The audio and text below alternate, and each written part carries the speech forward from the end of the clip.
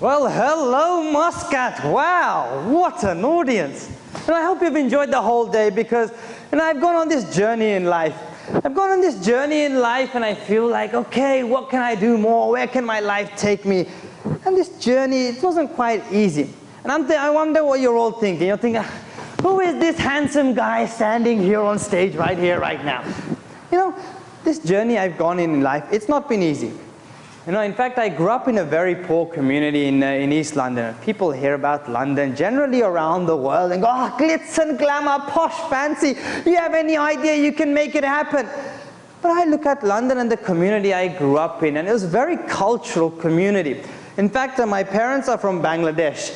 And this culture that we have in Bangladesh, which they brought over to London, in East London, where in fact they told me that without a university degree, you are deemed unsuccessful in this world. Okay, I need this degree in life to be deemed successful in this world. You know, here in Oman as well, I've met a few people and I've spoken to a few people online via Facebook and social media. And what they've told me is that, you know, when you're growing up and you have this idea, your father has his business and suddenly he wants you to take over that business. He wants you to take over this business. Suddenly your dreams that you have are completely gone because you have to maintain your father's name or your grandfather's name. And my family, you know, the culture I grew up in, my dad told me, my uncle told me, my relatives told me, without this degree you are deemed unsuccessful. And I was so into this mentality that I had to go into this education route, known as the matrix system, that I go to school, college, university, get this degree. Suddenly I've got this degree in life and I'm trying to find a job which doesn't really exist. In London. And then I'm trying to find whatever job I've got. Let's say I've got landed myself a job. I've landed myself this job and suddenly my parents tell me it's marriage time. You need to get married in life. Okay, I've got married, I have my own children. What happened? They go through the exact same process in life. So the element of freedom is completely lost. Mind you, I didn't follow that system because I always believe in breaking cultural barriers. To be able to say no. In fact, I own my own decisions. I have the right to make my own decisions. In fact, I am worth more than what society perceives me to be. You know, this cultural barrier. In fact, I stopped my education at the age of 18. I stopped my education at the age of 18. Initially, my parents were like, oh, it's the worst decision. In fact, I committed the biggest crime ever to not go to university. But there's a thing in this Bangladeshi culture that in fact without this degree you cannot get married. You know what they look at, arranged marriages, especially where my parents come from in Sylhet in Bangladesh, is so huge that love marriage is a crime, that everybody must have an arranged marriage. So I'm thinking I don't have a degree. And when they hand out these photos and CVs to get yourself a bride, that's what they do. They hand out photos and CVs. Now, they look at my photo. If one day my parents decide that, Sabirul, you're going to get an arranged marriage, that they hand out my photo and CV, they look at the photo and go, oh, beautiful guy. Then they look at the CV and go, and no degree. So they see no degree on me, does that mean I'm never going to get married? It would hurt me so much to think that that's the way the culture works. Now, I always say to a lot of people that in fact you have to make your new roots in culture, because when you're trying to learn something that is so backdated, that in fact culture, the Bangladeshi culture, the South Asian culture, our parents try to teach us what they've learned, and what they've learned off our grandparents. So it gets pushed down until a generation where we look at it and go, we're in 2013 and we have to learn something that is so backdated in the 1970s. Now, for a nation to evolve, we need young ideas, we need fresh ideas, we need people to be able to stamp their authority and say, this is who I am, this is what I represent, and this is what I want to accomplish in life. You know, I grew up in a very poor community. In fact, I was diagnosed with epilepsy at the age of 11. At the age of 11, I'm diagnosed with epilepsy, and this dream I had one day that I want to grow up and travel the world. I want to grow up and travel the world. Suddenly my doctor tells me, because I've been diagnosed with epilepsy, that my dream of traveling the world is completely over. That every time I go somewhere, my mommy must hold my hand. And it was very difficult to be able to accept that. Until I ran my first business at the age of 14, got into stock trading and everything, and I wrote my first book to be able to inspire young people. But these books that I wrote, first time I actually ever spent money, my parents have never worked. I spent money, paid around equivalent, around £600, British pounds, to be on a magazine that went out to every single university across the UK. And for 6 months, I heard absolutely nothing. And I thought to myself, £600 for the first time I choose to invest, having made this money through my ventures, I get no return. And then I get a phone call. I got a phone call from someone I would not have expected to get a phone call in my entire lifetime. And this was me at the age of 17. I got a phone call from the former First Lady of Nigeria, the president's wife. The former president's wife says, Sabirul, wow, I've read your article in this magazine, found it very inspiring. That in fact, she invited me to fly over to Nigeria to speak in front of 3,500 people. Completely blew me away to think, how on earth did she get my number? But I realized something, that in fact I was so excited, I accepted the invitation straight, ran downstairs to tell my mom, Mom, I've been invited to go to Nigeria. And her first response after she heard me say that was, oh, no, no, no. That Africa's too dangerous. You know, we get so blinded by what we see on the media that whatever they say, you know, that, for instance, Africa, there's bombings everywhere, there's crime everywhere, they shouldn't go. And for me, I had a choice. I had a choice whether I should accept what my parents say, that this very backward-minded society or this lack of education sometimes parents have, our grandparents have about the real world. I said, no, let me go and experience it for myself. Let me go experience it for myself. I flew over to Nigeria. I flew over to Nigeria, landed in Lagos airport, went through immigration, collected my luggage. The first step I took outside the airport, I'm looking up. And the first thing I saw when I stepped out of the airport was a massive billboard with my face on it. Every kilometer I would drive by a huge billboard with my face on it saying nothing else but welcome to Nigeria, Sabirul. I felt like a celebrity in a country I've never been to. Mind you, before that phone call, I didn't even know Nigeria existed. And for me, it was such an incredible thing. But it puts that one thing into perspective. In fact, I want to do so much for my community, growing up in this small Bangladeshi community in East London. And every time I wanted to do something, I was constantly rejected by my own community. Why? Because I wasn't an external influence. And that hurt me so much. And it put me into perspective, one thing, that you may not be always valued by your own community, that no matter what you want to do, your own community may not fully appreciate you for who you are. But that doesn't mean somebody halfway across the world won't absolutely admire and cherish the purpose of your existence in this world.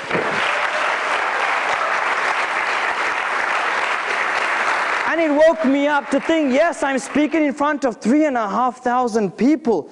But where my life absolutely changed was, in fact, there was 200 people only could fit inside the room. 3,300 were all outside pouring down with no shelter just to hear an 18-year-old guy talk. It completely blew me away. But in fact, there was this young Nigerian guy sitting in the audience who was in fact a drug addict. And because he saw that a 17-year-old could write his own book, that a book can be so successful, written by a young person, that he in fact spent 6 months in rehab. He spent 6 months in rehab, upon which he wrote his own book to teach other young people in Nigeria facing similar difficulties on how to combat drug addiction. 3 months after that, he got out of rehab. He just saved up loose change here and there from doing small amounts of jobs for different people in his community. He saved up enough money to, on random Sunday morning, to get a UK visa, comes flying over to London on a random Sunday morning to come knocking on my door just to shake my hand and say the words, Sabirul, you have changed my life. And that completely blew me away. It completely blew me away and made me realize one thing, that no matter how much fame, money, success you earn or achieve in life, you know, you will never have that feeling or emotion inside, because it's absolutely priceless. And that is when a question struck me in life. A question struck me so philosophical that in fact not many of us even ask or dare to ask ourselves this question. When you leave this world, what will you be remembered for? Now I asked myself this question suddenly out of the blue. When you leave this world, what will you be remembered for?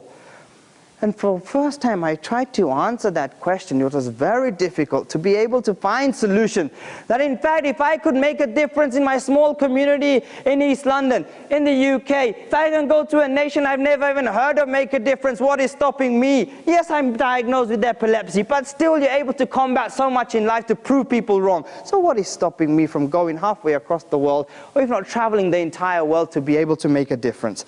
To be able to make a difference. And at the age of 20, in fact, I won a global award called the JCI 10 Outstanding Young Person of the World Award. And this award, 4,000 people from 120 different nations, all under the same roof. And I said to myself, I'm going to launch this campaign here. That I want to travel the world to be able to inspire 1 million people. After giving the acceptance speech, I just said the words, can you help me? Can you help me to travel the world and inspire 1 million people? And suddenly, out of the blue, I realized what the power of people meant. That in fact, people don't necessarily buy into the idea. They buy into who you are, what you represent, and the purpose of your existence because you want to give back to society. That in fact, to be remembered for wanting to make a difference in this world holds so much more value in cards than having made $1 million. Because that money doesn't go with you. And when I launched the campaign in Japan, when I won the award in Osaka, Japan, it absolutely blew me away. That in fact, the first nation to come and say that, yes, we'd love to host you in our country was the Maldives. Now, most people go there on honeymoon, right? And I was there delivering events. In fact, I delivered 17 events in 7 days in the Maldives in 5 different islands. And I was only aged 20 at the time. And when I launched the first, it was in May 2011 that the first country took part. Then I realized something. That in fact, once one nation jumps on board, other nations started to come on board and say, we'd like to host it even bigger, even better, and do exceptional things. And in fact, when I traveled to Botswana in October 2011, my only expectations were that I'd go to Africa. And for the first time that I go to Africa and I'd be speaking at 1 or 2 events, let's see what happens, how the buzz happens, trying to make this difference. And I landed in Gaborone, in the capital of Botswana, and the organizers put together 43 events in the space of 12 days in 10 cities, literally 360-degree road trip across the entire country as part of the Inspire 1 Million campaign. The support was immense. We have around about 300 or so people in this room. In Botswana, the population is 2 million. 200,000 people showed up just to hear a 21-year-old guy talk. And it completely blew me away. How hungry people are for knowledge, how hungry people are for success, how hungry people are just to learn of you. And when I learned about the whole idea that believe in the power of people, in fact, I've now traveled to 26 countries as part of the Inspire 1 Million campaign. 26 countries since May 2011, 62 international visits. And in fact, having come here to Oman, I've just done an 8-day tour in Bangladesh, visiting 4 different cities, and absolutely phenomenal. And the response you hear from people are crazy. Some come and say, yes, we love you. In fact, I received over 1,000 wedding proposals when I was in Bangladesh. Quite remarkable. And for me, it kind of puts everything into perspective, that when you value life so much, it's not necessarily about doing things for yourself. When you give back to society, absolutely priceless, the journey they go through in life. There was one very funny message that I received via Facebook. In fact, there was this young guy who drove to 200-300 kilometers just to come to one of the events in Bangladesh.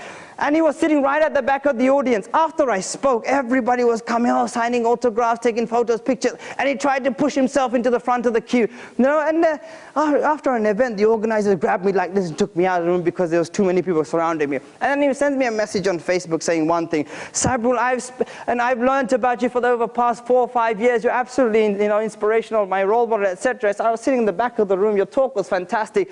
But the one thing I most regret in life, is the fact that I was not able to touch you. And I'm thinking, wow, is that how people perceive you in life when they see you as a role model, as an inspiration? And that taught me the element of respect. That when you gain this status in life that you want to give back to society, people respect you and see you as a role model. And in fact, parents look at you and say, I wish my son or daughter was like him or her.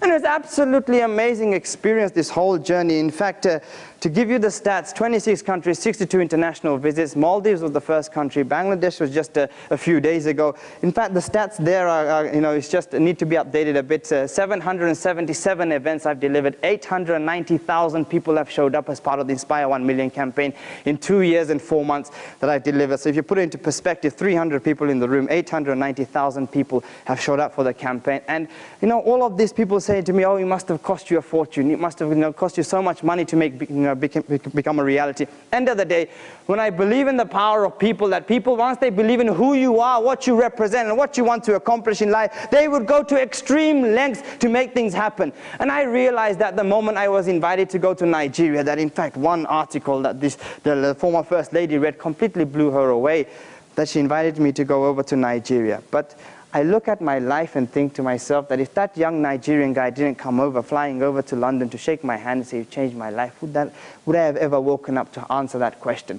When you leave this world, what will you be remembered for? No, we all need to value legacy in life.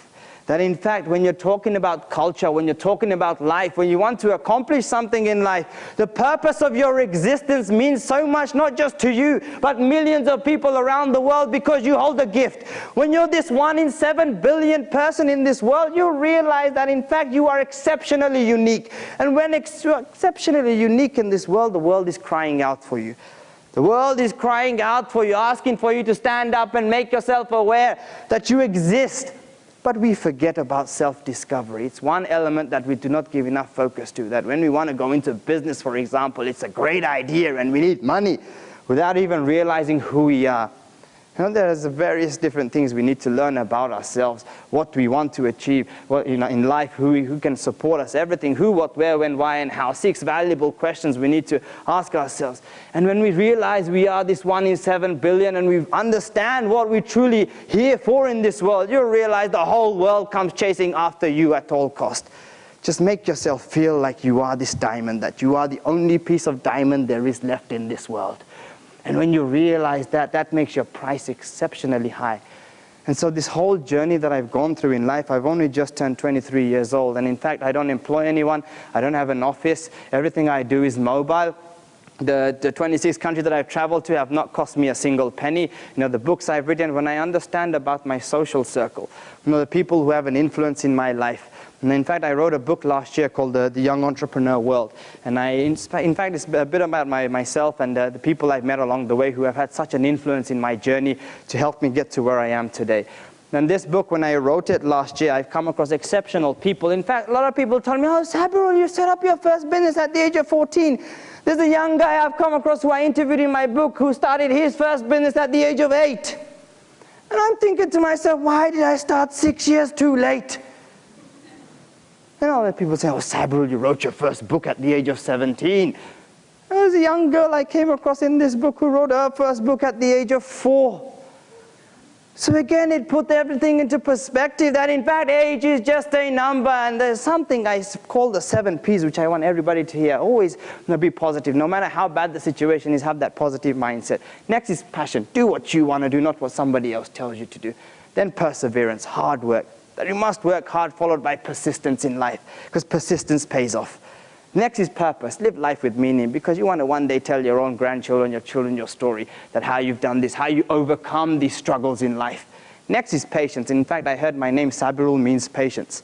And the final P is believe in the power of people. And I hope each and every one of you here in this room will be able to use the idea of the power of people to be able to make ideas happen and not rely on money to be able to make it happen. Because, like we've heard before, people are the greatest assets. So I hope I've inspired you all to bring the world at your feet. Thank you very much.